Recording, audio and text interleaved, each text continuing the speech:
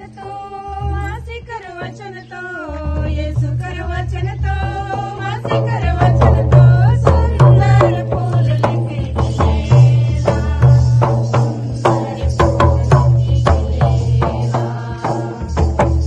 सुंदर फूल लेके खिलेगा सुंदर फूल लेके खिलेगा वनवासीन लेवा बाइबल करवा जान के ये वनवासीन लेवा बाइबल करवा जान के बाइबल करवा जान में आनंद जीवन मिलेला बाइबल करवा जान में सुंदर फूल लेके खिलेगा सुंदर फूल लेके खिलेगा सुंदर फूल लेके खिलेगा सुंदर फूल लेके खिलेगा वनवासीन लेवा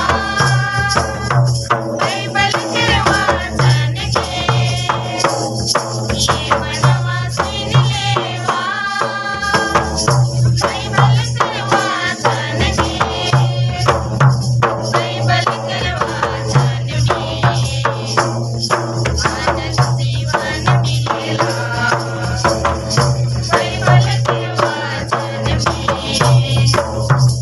आनंद जीवन मिलेला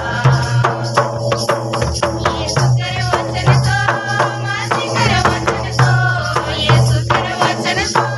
मासी कर वचन तो सुंदर फूल लेके खिलेगा सुंदर फूल लेके खिलेगा सुंदर फूल लेके खिलेगा सुंदर फूल लेके खिलेगा